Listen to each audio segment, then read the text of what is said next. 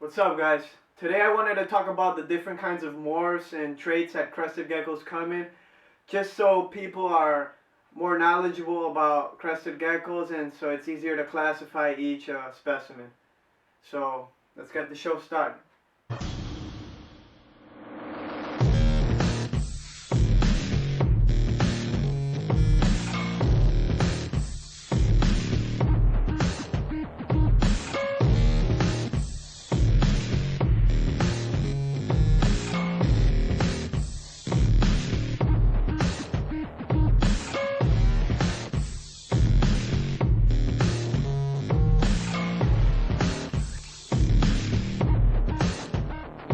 So this is what we would consider the most basic morph with crested geckos, which is just the patternless.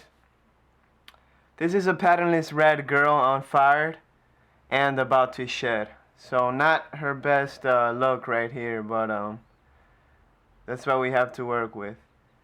As you can see, the patternless crested gecko doesn't have any markings on the side, any markings on the limbs, no dorsal pattern or markings. It's just one solid color all around.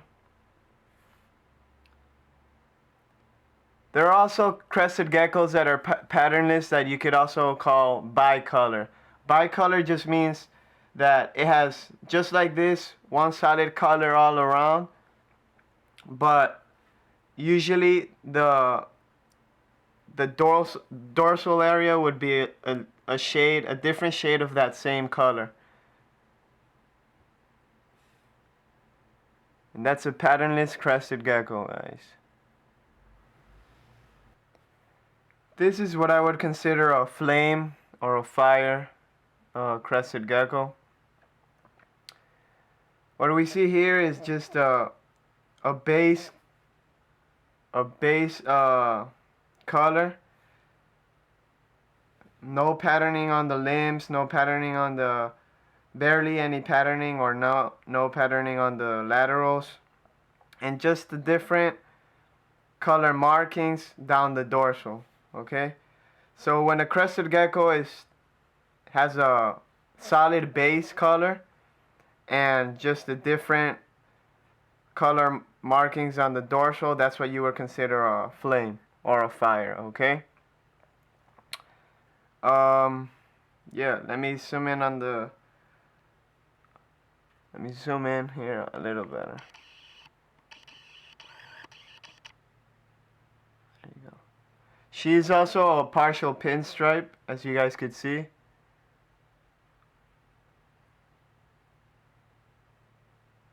And as you guys could see, she has very little side patterning on her.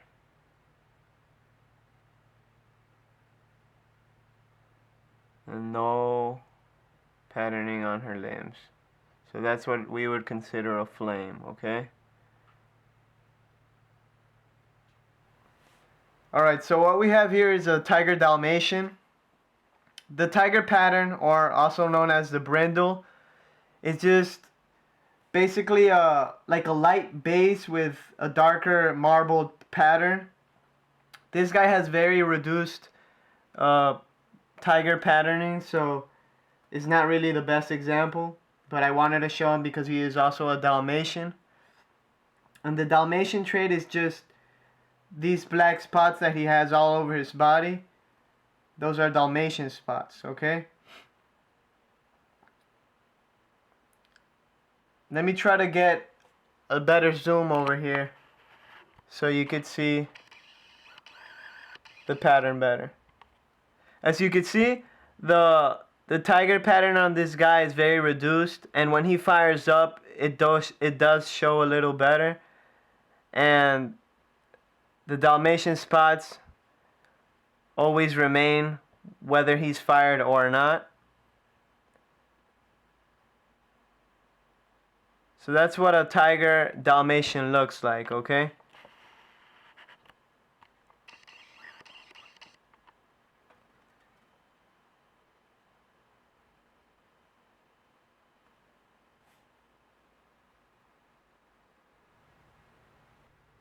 Alright, so now we're going to talk about the Harlequin pattern, okay?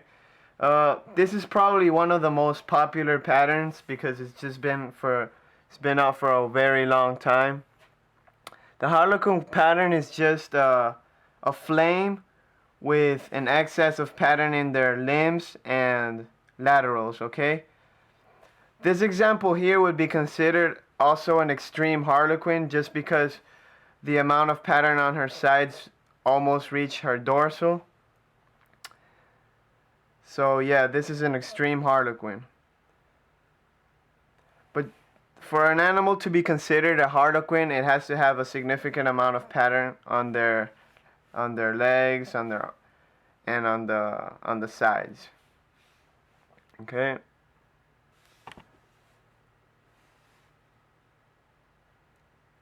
That's a Harlequin right there. Also known as a Harley.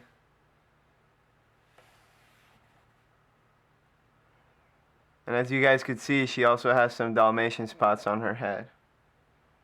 And a few around her body.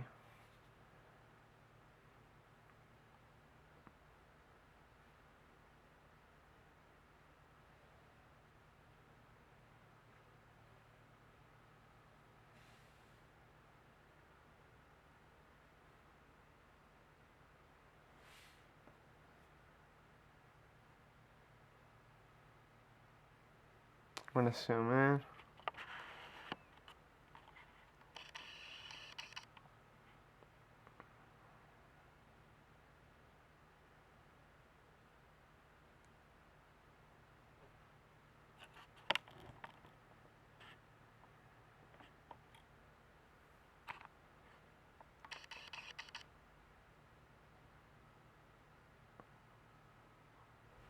What I have here is a full pinstripe. The pinstriping trait is just two rows of raised scales that go all the way from the crest to the tail. Okay, as you guys can see, is 2 rows of raised crests or scales, I should say, from the head all the way down to the tail. What this gecko is basically a Harlequin with a pinstripe trait, okay? Now, the pinstripe trait has been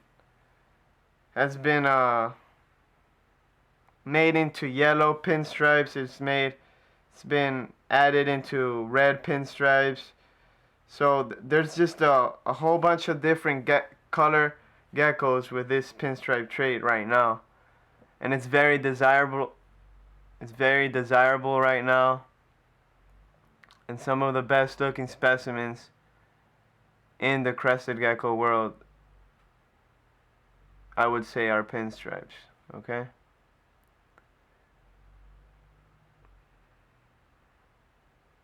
Obviously, this is one of my guys, one of my studs, Mocha, but he isn't fired up right now, and this lighting sucks.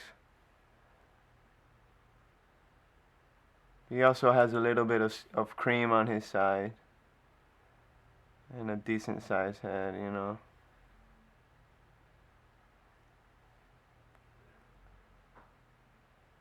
Let me zoom in a little closer so you guys see the pinstripe scales.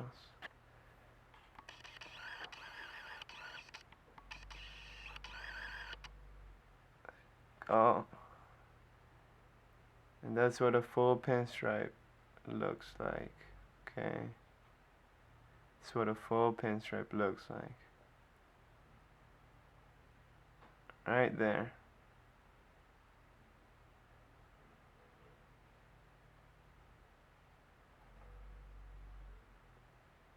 What I have here is just an example of a red Harlequin pinstripe. Okay. A lot of people are crazy about the red Harleys and all that, so I wanted to show one. I mean, right now he's not the best looking red Harlequin out there, but it's just an example, okay? And to top that, he's not even really nicely fired up. But a red Harlequin is basically just a gecko with a red base. Okay? Red base. And then usually it's some yellow or even white Harlequin pattern. Harlequin markings. And that dorsal. As you guys could see, he's a little bit of a pinstripe too. Not a full pinstripe because he is missing some scales near the bottom there. But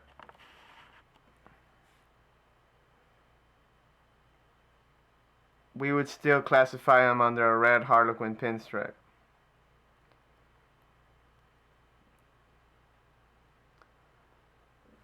Something I want to show is the blushing trait. As you guys could see, right here under his chin, it starts to get a little redder. That is what we would say call the blushing trait, alright? Let me try to get a better view at it.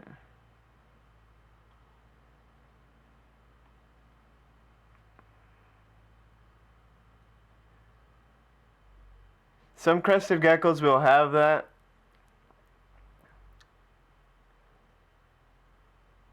It's just basically their throat or their chin, if you would say, that gets a little bit redder than the rest of the body, or the rest of the base color.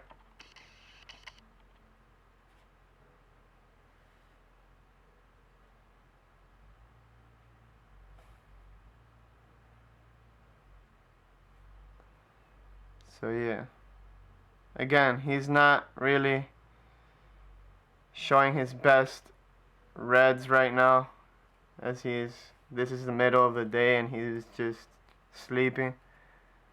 But just so you get an idea of what a red Harlequin would look like. Okay, there you go.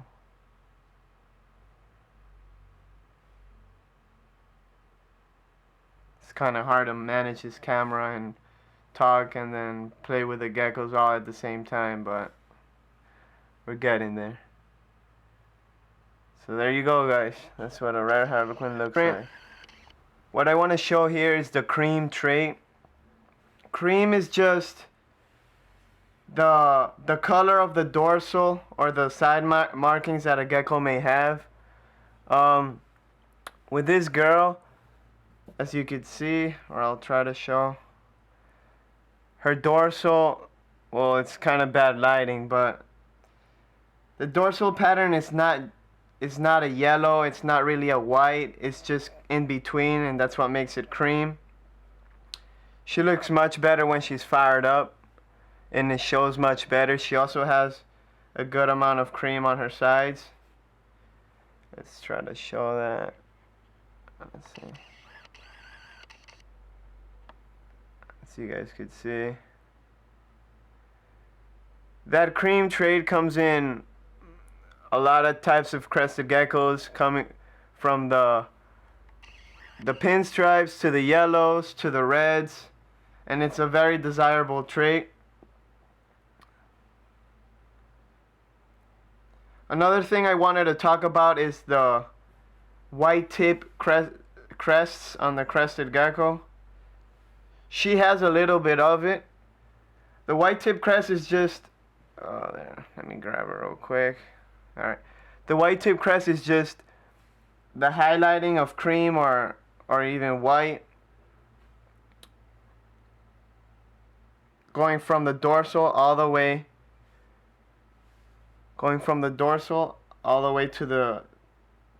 to her, almost to like her eyelashes, okay? As you can see right here.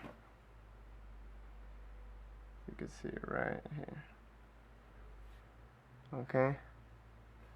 One more thing that I would classify this girl is as having a crowned head. Okay, a crowned head is just when the crests of a crested gecko are a little bit more exaggerated than they are on a normal gecko. As you guys could see, this girl has a pretty fat head, so I would consider her a crowned. female. These are just 3 traits that are not really morphs, but they're just another way to classify a crested gecko to make it easier when you're trying to explain to somebody or showing them, trying to market your gecko or anything like that, okay? This girl's not fired up right now. She fires up a really, like, highlighted yellow. Very nice. But yeah. Let me try to zoom in on this real quick.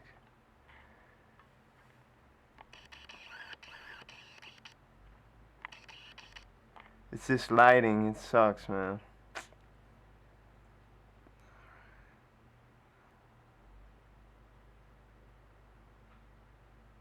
And this is one of the girls that came to me from Northern Gecko. Her name is Pina Colada. And that's it.